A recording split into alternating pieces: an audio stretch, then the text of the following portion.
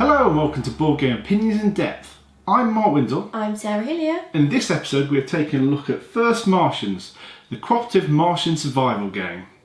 Now First Martians, you're taking various survival actions as a group of scientists out on Mars, such as you can explore like we have in this, you can gather resources, these count resources in it, you can do researching to gain new stuff, and you can also build and enhance your colony, repair parts, and just generally try and survive against whatever the game throws at you.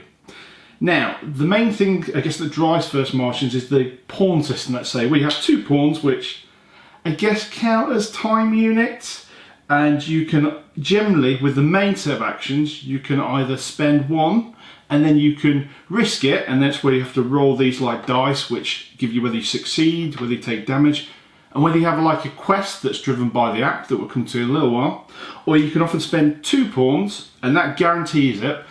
But obviously, with doing that, you're taking less time. Now, I mean, what's your thought on like the general board, the quality of components, and all that sort of thing? I like the board and the quality of components. As you can see on here, there are a lot of green cubes, so it does get a little fiddly setting it all up, and you might think that there's a ridiculous amount, but it is needed, because as and when things break, you take them away and you replace them with a red cube. And then when you fix them, you take the red cube away and put the green one back in. Yeah, I mean, these almost think of like a concert of lights flashing in front of you. So it's a way to know what the state of all various parts of the places. So, I mean, these are our oxygen supply and generators. These supply our power to the base. We have like control areas and various different things. But it's like almost you're sitting in a computer screen / set of monitors and you're looking at it going, that's broken. So it starts flashing red, doesn't it? Yeah, absolutely. And the one thing that I was really surprised about when we opened the box was these miniatures.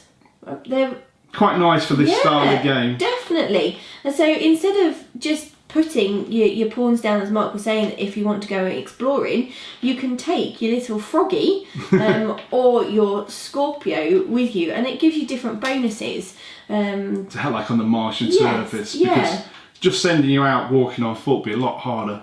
Yeah. Now I will cover one small thing that you haven't had to look at much. It's that I generally control the app that goes to this game, because that acts as like the event system. It covers what's going on in the game. It supplies the quest depending on what's going on. So it handles lots of little things. As a quick thing, in my opinion, the app has quality. It's all right. The text is a bit small. And while it's not complex to understand, it's complex something to follow out with the events if you have like multiple events, because each round gives you events, and if you don't deal with them, they often stay for several rounds. But it's sometimes hard, because you have like a mission list of events, to work out, well, is this the event that last time, because I didn't deal with it, reduced our oxygen supply, or is this the new event? I'm sure there's a better way of working it out, but it doesn't quite help me sometimes as much as I'd like to. That was a bit of a struggle going through that. But it's definitely, I mean, the app's cool because you don't know what's coming up. It can hide the effects, like cards where you might read what's further down the card. This is only going to give you the result at the point when it happens. So you might go, let's say there seems to be a power spike somewhere. Do you go and deal with it? And you go, well, what's the severity of that going to be? And then you kind of have to think, well, it's probably going to affect our power, so we probably really do need to deal with this right now. Yeah. So you've already covered, I mean, the setup's got lots of things, but how have you found the general rules as I've tried to explain them to you as best I can do? With you explaining them to me, a lot better, but I know that when I've had questions about the rules and you've had to like go through the rule book, we have had to refer online a couple of times, which we haven't had to do previously in other games. So I would say that the rules have been complicated, and you have done incredibly well actually deciphering them and going through them, and yet we have had to check online for a few different things, and there have been other things that we've had to take our view on it, and as long as we've decided between us, we've then carried on with it. So for me, to make it easier for it to be taught, I think the rules need to be written better. Yeah, I agree. The rules are great.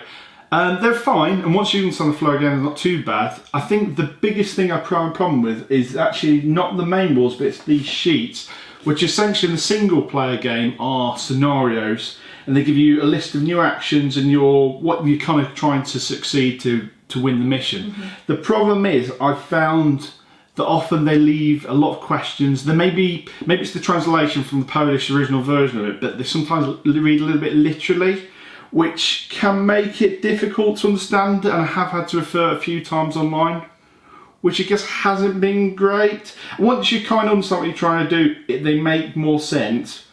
But while the rules are fine, these I've had reasonable amount of trouble with. Each time when you're free, it's a lot to take in one go, and it sometimes can be a bit of a problem. So, I mean, we covered the rules. How do you feel this does capture the theme of surviving on Mars?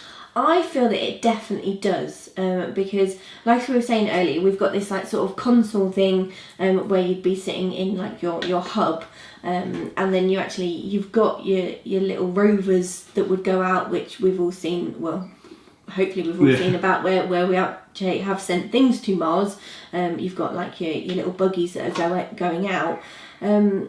So I do feel like it does capture the theme really well, because you've got the stress meter is really great, because you're up there, you're isolated, you're just obviously in our case the two of us together, so you get to a certain point and you get really stressed because things are happening, things are breaking, and certain things are going wrong. So you get to the top of the stress meter, you both take damage because you've had a fight. I quite liked on that one, and being able to then, I mean, you've got your unwinding centre where you've got your games consoles and things, and they've actually got the picture of a control pad on there, and like the malfunction cards where you have to, at a certain point in the game, you have to roll the dice to see how much it goes up on the tracker, and then you draw these cards and it affects what's going on. So you do feel like so much is going on, but the theme is really well like interwoven with all of that.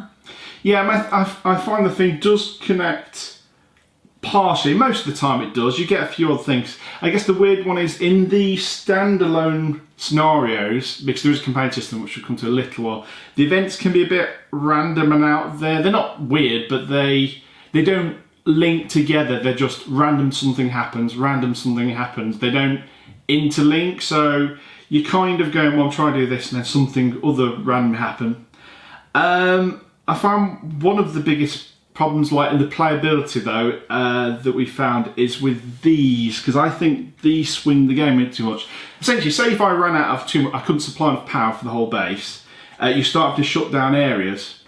Now we found that sometimes, like, I mean, in fact, for a good example of this one, you have to spend an oxygen, then you roll these dice, and you need to get a certain number to succeed, essentially, so that you can restore some of the power.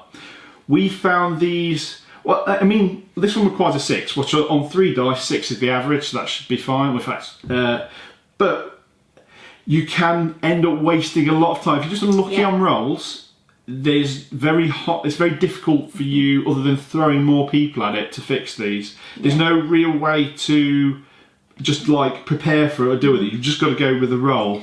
And we found, I think, particularly in the campaign mode of the game, where your oxygen supply continues from game to game, you can just slowly work through it, and it's not your fault, and you can lose the game because of that.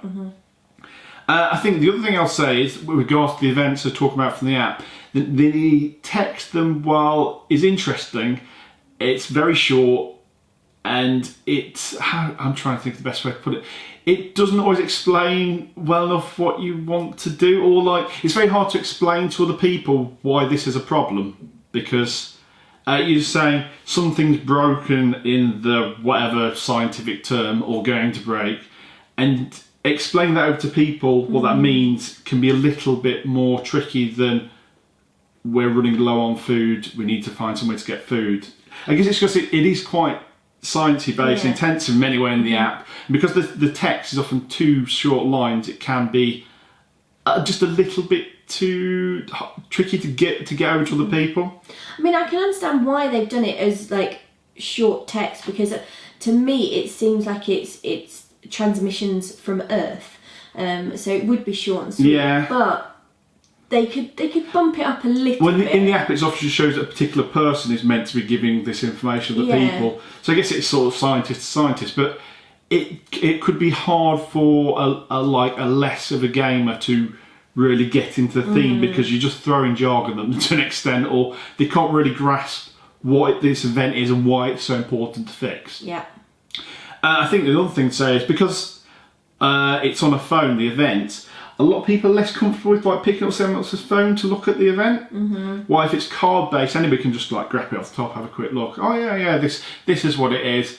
People don't really want this. You often have this situation where somebody's like, just like I do often, is like somebody keeps control of the event and they're trying to feed the information, but I think it maybe gets lost a little bit.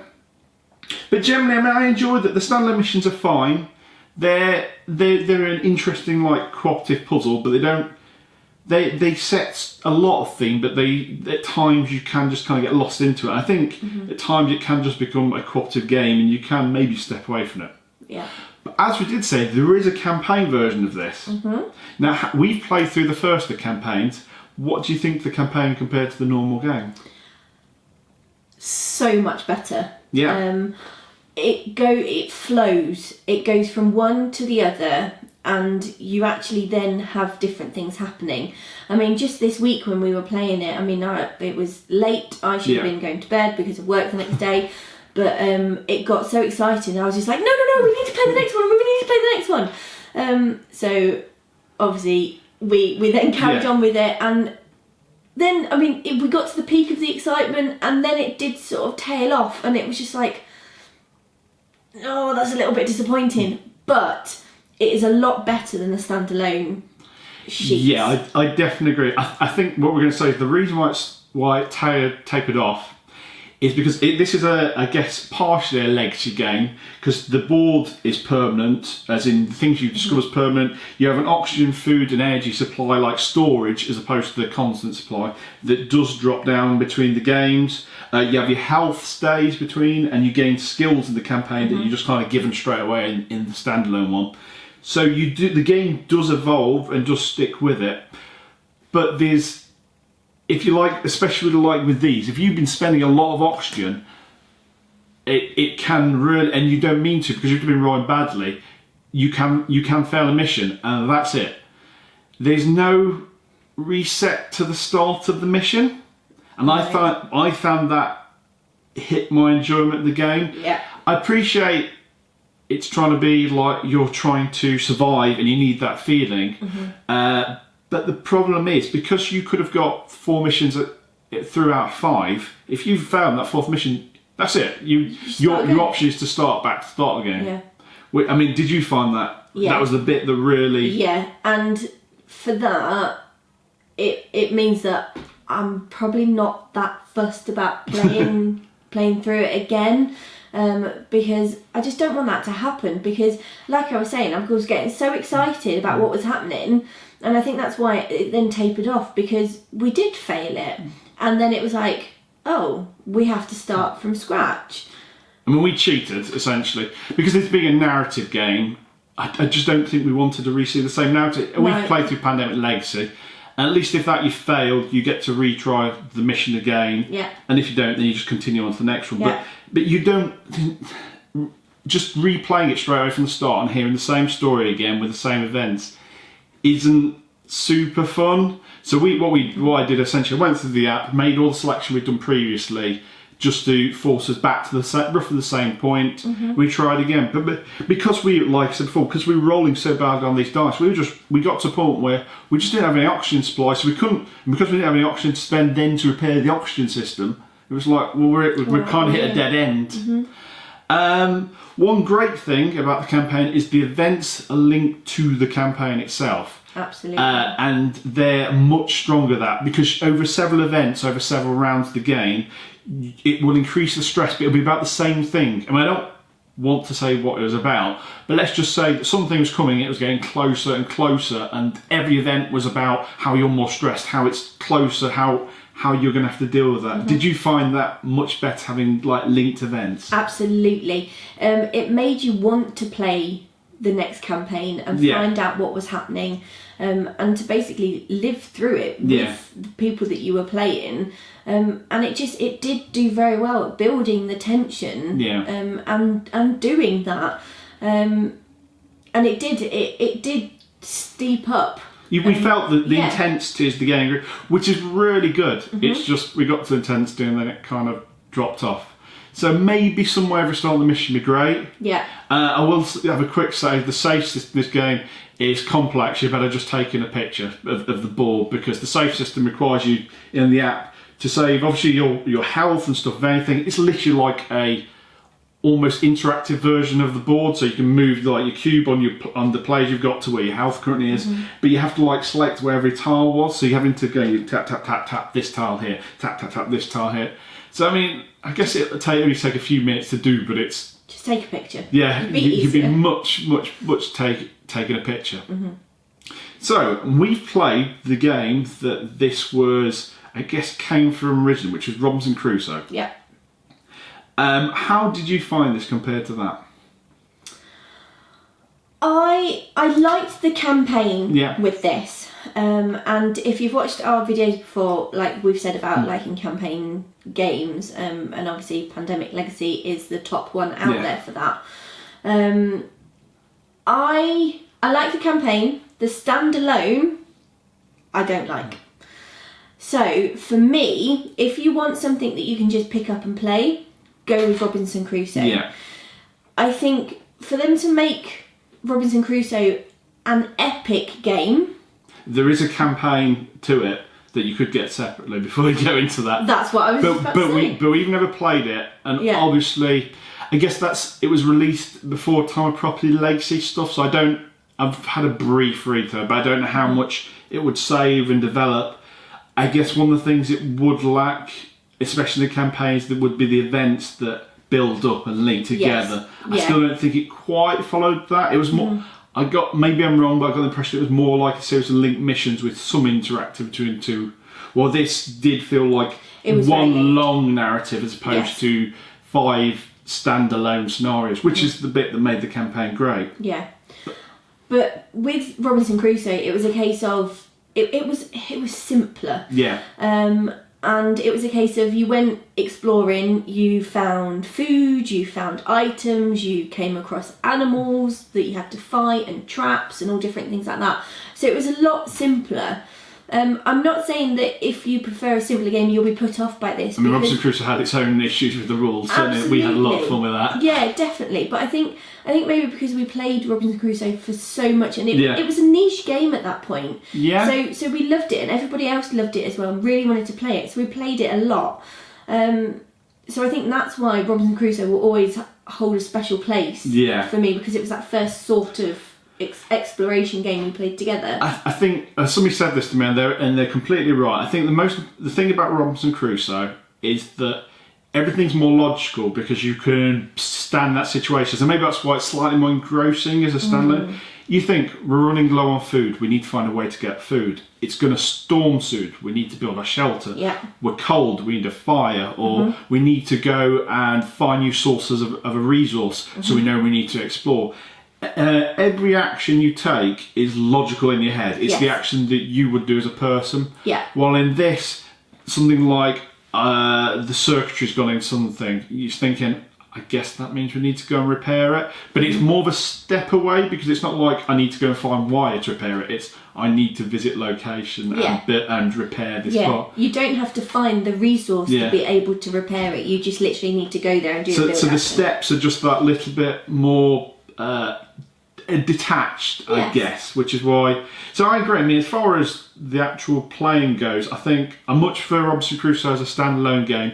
This is still fun, but the campaign makes this much stronger, and like the legacy and evolving board, as long as you don't fail or you're willing to sort of reset yourself to it. Yeah. I think one thing I've always said about Robinson Crusoe, which kind of encompasses all of that, I think is that I say it like first or second time I played it. If you had like a guy moderating it, or somebody just like running the rules, you could actually run it for a group of people, almost like as a team building exercise, because the logic is so works that way. You're running low on food. As long as you've got somebody handing the rules behind the scenes, basically, you could do that, and people enjoy it. Fun as a team building exercise. While this, I don't think the decisions you've made are attached. Yeah.